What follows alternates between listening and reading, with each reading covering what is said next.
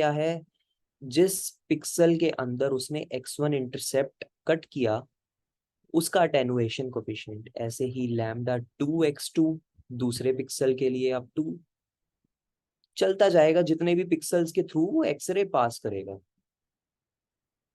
ये इस मान लो इस डिटेक्टर ने ये इंटेंसिटी नोट डाउन करी, तो ये मैं इसमें स्टोर कर दूंगा आई की वैल्यू। अब ऐसा भी हो सकता है कि इस डिटेक्टर ने स्टोर करी एक वैल्यू और इस डिटेक्टर ने स्टोर करी एक वैल्यू, मान लो इसको I1 और इसको I2 कह दिया हमने, बट ये एक्सरे रह गया, ये डिटेक्टर रह गया खाली। बाय चांस इसके अंदर कोई आ, वो इंटेंसिटी रिकॉर्ड नहीं हुई, तो उस केस में हम क्या करते हैं, we just simply apply interpolation, linear interpolation. Linear interpolation is nothing but simply एक स्ट्रेट लाइन की इक्वेशन। उससे मैं इस डिटेक्टर के अंदर की इंटेंसिटी वैल्यू निकाल दूंगा।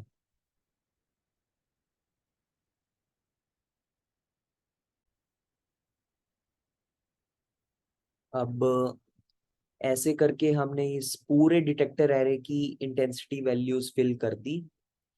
अब ये एक डिटेक्टर एरे है एक रोटेशन के लिए, मतलब एक किसी particular angle let's say 30 degree के लिए ये हमें एक डिटेक्टर एरे मिला है। साइनोग्राम क्या था, let's see the definition. Sinogram is the collection of projections at multiple views.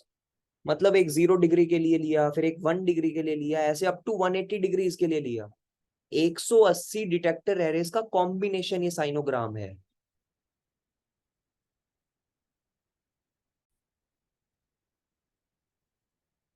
Okay so सभी एंगल्स पे डिटेक्टर एरेस मेजर करके हमने अब साइनोग्राम कंस्ट्रक्ट कर दिया। इस स्टेप को कहते हैं फॉरवर्ड प्रोजेक्शन। मतलब हमने उस क्या कहते हैं, बॉडी पार्ट के क्रॉस सेक्शन के थ्रू एक्सरेज पास करके एक एक्सरे में जितने भी अटेनुएशन कोफिशिएंट और उनका डिस्टेंस उसको मल्टीप्लाई करके ऐड करके डिटेक्टर एरे में स्टोर कर दिया, और उन डिटेक्टर एरे के कलेक्शन से एक साइनोग्राम बना दिया। अब हम क्या करेंगे, फॉरवर्ड प्रोजेक्ट कर दिया, अब वापस बैक प्रोजेक्ट भी तो करना पड़ेगा ताकि इमेज बन सके। सो वो हमारा नेक्स्ट स्टेप है। इस साइनोग्राम को हम बैक प्रोजेक्ट करके दोबारा से कंस्ट्रक्ट करेंगे इमेज। करेंगे कैसे ये, लेट्स सी। तो as you have seen this equation ax equals b, तो अभी तक हमारे पास क्या है, हमारे पास ये b है जो कि है साइनोग्राम, और हमें फाइंड आउट करना है ये x। जो कि वो अटेनुएशन कोफिशिएंट्स हैं, जो कि इमेज के पिक्सल्स हैं, पिक्सल वैल्यूज हैं, जिनको हम उस आरजीबी फॉर्मेट या ग्रे स्केल में रिप्रेजेंट करके इमेज बना सकते हैं। तो हमारे पास ये है, और हम ये भी विद जियोमेट्री फाइंड आउट कर सकते हैं। विद जियोमेट्री हम ये इस रे का एंगल निकाल के ये आसानी से इंटरसेप्ट लेंथ फाइंड कर सकते हैं, तो हम ए मैट्रिक्स भी निकाल सकते हैं। सो द नेक्स्ट स्टेप जो हमारा रहेगा वो रहेगा फाइंडिंग एक्स। एक्स निकालने के लिए क्या करना होगा? Taking inverse A inverse both sides, X is basically A inverse of B. So A हमारे पास है, ए इनवर्स निकालना है, so we can use Gauss Jordan method. और कई बार ये मेथड फेल कर जाता है क्योंकि ए एक स्पार्स मैट्रिक्स आ जाता है। So the other thing we can use is pseudo inverse.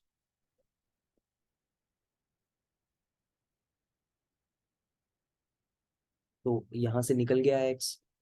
तो ये तो हुआ हमारा बैक प्रोजेक्शन।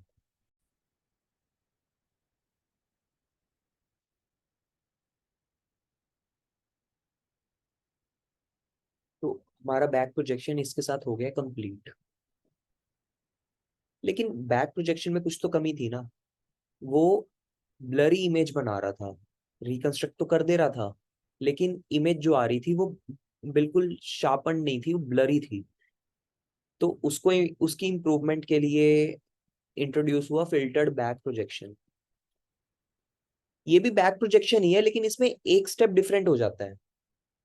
बैक प्रोजेक्शन में हमने क्या किया था? पहले फॉरवर्ड प्रोजेक्ट किया, फॉरवर्ड प्रोजेक्शन से साइनोग्राम क्रिएट किया, उसके बाद ए इनवर्स से उसे मल्टीप्लाई करके बैक प्रोजेक्ट करके इमेज रिकंस्ट्रक्ट हुई। इसमें एक स्टेप और एडिशनल ऐड हो जाता है। जब हमने साइनोग्राम क्रिएट किया तो हम उस साइनोग्राम के ऊपर एक फिल्टर अप्लाई करते हैं। As you can see in the this GIF, ये साइनोग्राम है, इसके ऊपर एक फिल्टर अप्लाई हो रहा है और वो साइनोग्राम की वैल्यूज चेंज हो रही हैं। अब the question that comes in mind कि फिल्टर, ये फिल्टर है क्या जो हम इसके ऊपर अप्लाई कर रहे हैं? So let's see what are these filters in filtered back projection. These are nothing but just value shifters. जैसे एक साइनोग्राम है, उसके ये तीन कॉरेस्पॉन्डिंग डिटेक्टर एरे के एलिमेंट्स हैं। पहले वाला थोड़ा ज्यादा डार्क है, बीच वाला थोड़ा कम है, और तीसरे वाला सबसे ज्यादा लाइट है। तो इसमें मैं आपको एक शार्पनेस फिल्टर का एग्जांपल लेके समझा रहा हूँ। शार्पनेस फिल्टर क्या करता है? मान लो मुझे ये बीच वाले पिक्सल के अराउंड शार्पन करना है अपनी इमेज को। तो क्या होगा कि शार्पनेस फिल्टर इन तीनों के अंदर जो वैल्यूज हैं उनको अकाउंट में लेके उनका मीन कैलकुलेट करेगा। मीन कैलकुलेट करने के बाद जो सबसे लेफ्ट मोस्ट है, जो या जो सबसे इनिशियली सबसे डार्क था, उसको मीन शिफ्ट कर देगा आगे। बीच वाले के साथ कुछ नहीं होगा, और जो सबसे राइट मोस्ट है या जो सबसे लाइटेस्ट था, उसको और ज्यादा लाइट कर देगा ये मीन शिफ्ट करके। In the above example, the sharpening filter has just shifted the pixel density values of two neighboring pixels by a value equal to the mean of three values. Darker becomes more darker. This thing has to be noted. जो dark वाला है वही और ज्यादा dark हो गया। ऐसा नहीं होगा कि जो डार्क वाला है उसमें से हम वैल्यू माइनस कर रहे हैं मीन वैल्यू, उसमें हम वैल्यू ऐड ही करेंगे, और लाइटर बिकम्स मोर लाइटर। लेकिन जो, हाँ, ये तो हो गया शार्पनेस फिल्टर। एक स्मूथनिंग फिल्टर भी होता है इसमें। वो क्या करता है? इसका रिवर्स करता है, बट उसको इतना यूज नहीं करेंगे क्योंकि the more sharp image the better it is. मतलब कौन चाहेगा अपनी इमेज ब्लरी बनाना? तो ये तो हो गया फिल्टर्ड बैक प्रोजेक्शन में जो डिफरेंशिएटिंग उसका स्टेप था। उसके बाद कुछ नहीं, ये साइनोग्राम नया हमारा बन गया जिसके ऊपर हमने फिल्टर अप्लाई कर रखा है। जैसे हमने बैक प्रोजेक्शन में ए इनवर्स से मल्टीप्लाई करके इमेज रिकंस्ट्रक्ट करी थी, वैसे इसमें भी कर देंगे। इस फिल्टर्ड साइनोग्राम के ऊपर हमने ए इनवर्स से मल्टीप्लाई किया तो वापस हमारे पास वो एक्स वैल्यूज आ गई, जिसके थ्रू हमने इमेज अपनी रिकंस्ट्रक्ट कर ली। ओके, सो विद दिस हमने बैक प्रोजेक्शन और फिल्टर्ड बैक प्रोजेक्शन कवर कर लिया है। Now let's see some limitations of these two. जैसे कि बैक प्रोजेक्शन की तो बहुत बड़ी लिमिटेशन है, फिल्टर्ड बैक प्रोजेक्शन उसको कुछ एक्सटेंट तक सॉल्व कर देता है। जो लिमिटेशंस है वो है नॉइज और स्ट्रीक आर्टिफैक्ट्स। नॉइज और स्ट्रीक आर्टिफैक्ट्स क्या होते हैं ये मैं बताता हूँ अभी आपको। बिकॉज ऑफ दीज लिमिटेशंस आज की डेट में आइट्रेटिव एल्गोरिदम्स इनको स्लोली रिप्लेस कर रही हैं। तो नॉइज क्या होता है? नॉइज मतलब कुछ नहीं, इमेज में नॉइज, इमेज ब्लरी है।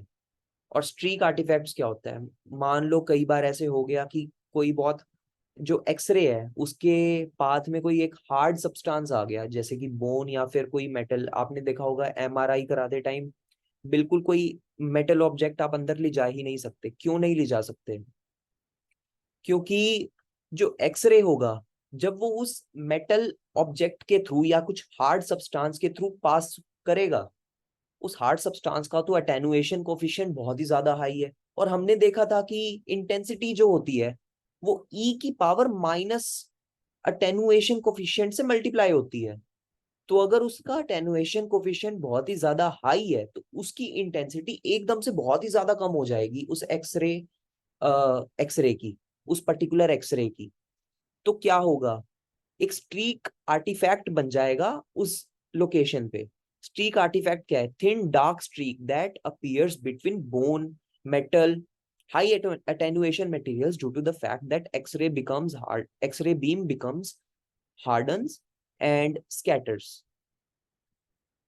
तो आपकी इमेज में एक डार्क स्ट्रीक दिखने लग जाएगी, क्योंकि क्या हुआ, जो एक्सरे थी वो स्कैटर हो गई है, उसकी इंटेंसिटी बिल्कुल खत्म हो गई है, तो बिल्कुल वो एक डार्क स्पॉट दिखेगा वहां पे।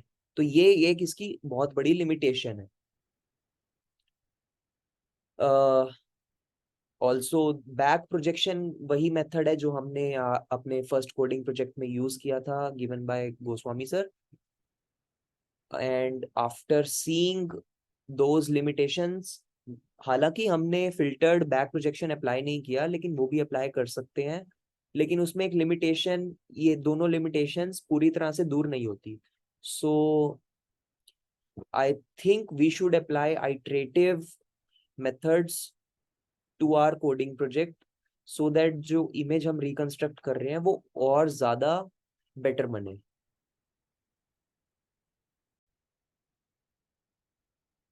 Okay, so let's now talk about iterative reconstruction techniques. So iterative reconstruction refers to an image reconstruction algorithm used in CT that begins with an image assumption and compares it to real-time measured values while making constant adjustments until the two are in agreement. To make the constant adjustments, we use the method called least squares method to compare the estimated image and the image from the actual data. Okay, so iterative reconstruction techniques are usually better than the standard techniques like filtered back projection, but are computationally more expensive, as the filtered back projection algorithm calculates the image in a single reconstruction step, while the iterative techniques, as the name suggests, take many iterations to calculate the image. But today, due to parallelization, iterative methods are becoming the norm. Its ability to overcome noise associated with filtered back projection without increasing radiation dose had a significant impact on the computed tomographic image reconstruction industry. So let's discuss its methodology. We perform the following steps in the sequence. First of all, a forward projection to the primary image creates artificial raw data. This means we take an initial image estimate and then forward project it to find the sinogram. Then this simulated data is correlated to the measured raw data where an updated image is generated. So we have this sinogram, we have this measured data, we compare them. We compare them and we find the error projections and then again back project it to find the error image. Now this error image is used to improve this initial image estimate. And as we move on, as we repeat these steps again and again, we finally come to an end and we reconstruct that image, which has very much less noise as compared to our first initial image estimate, which was found through filtered back projection. Okay. So there are many iterative algorithms. The first iterative algorithm is ART, or algebraic reconstruction technique. It was discovered by Hounsfield. The second one is iterative sparse asymptotic minimum variance. Third one, statistical reconstruction. And there are many more with small minor differences, but the base idea is the same for all, which is explained in this image. मतलब पहले एक initial image estimate लेंगे, वो initial image estimate कहाँ से आएगा? Filtered back projection को use करके। उस फिल्टर्ड बैक प्रोजेक्शन जो एस्टिमेट है उसको फॉरवर्ड प्रोजेक्ट करके हम एक साइनोग्राम बनाएंगे। वो साइनोग्राम बन गया, अब उसको जो मेजर किया है हमने, जो मेजर्ड वैल्यूज हैं जो डिटेक्टर में स्टोर हुई हैं, उससे कंपेयर करवाएंगे, उससे उनका एरर निकालेंगे और एरर इमेज बनेगी उसको बैक प्रोजेक्ट करके।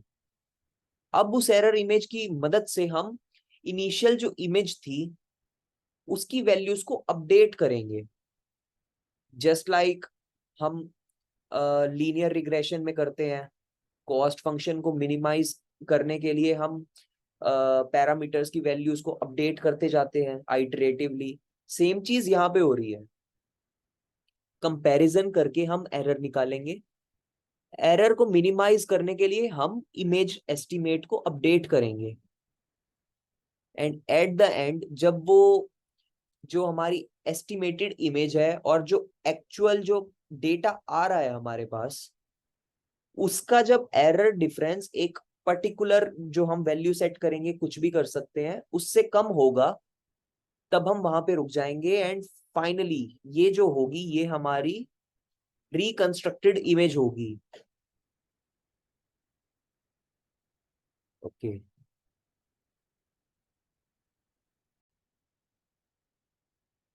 Okay, so let's now start with algebraic reconstruction techniques. So as we know, ART ये भी एक iterative techniques का ही part है, मतलब first iterative technique to be discovered. So the algebraic reconstruction technique uses 3 or more projections to reconstruct the 2D beam intensity distribution.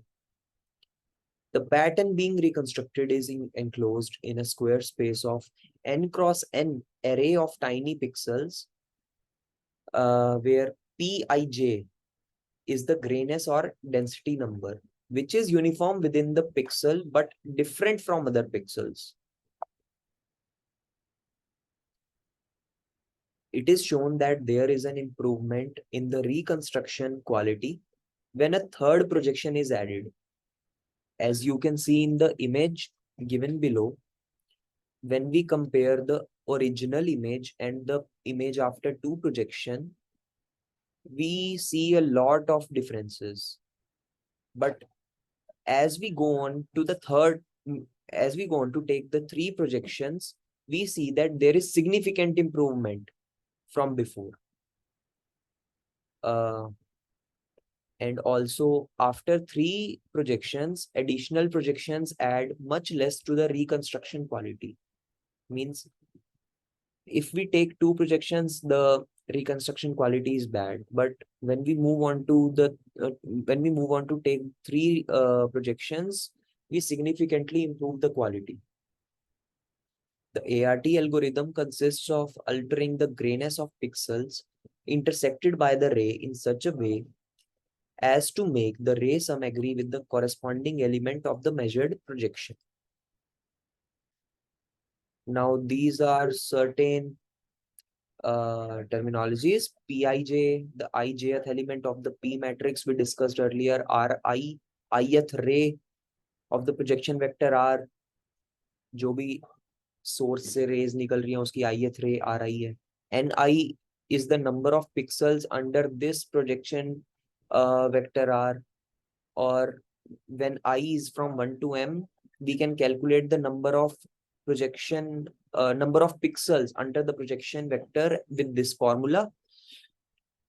Pjq denotes the value of Pj after q iterations. After q iterations, the intensity of the ith reconstructed projection ray is given by this, and the update step, the most important, is given by this last formula. In this, Ri is the measured projection ray and I is given by this, and the Pjq, the value of Pj after q iterations, is given by this.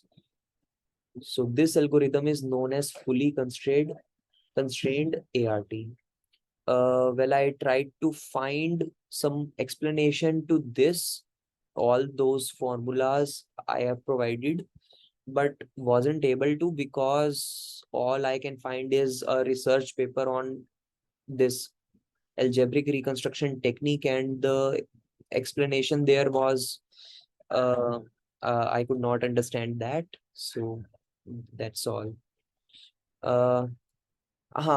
So when we remember that there was the comparison step, जहाँ पे we need to compare the image that we estimated and the data that we obtained from the detector array.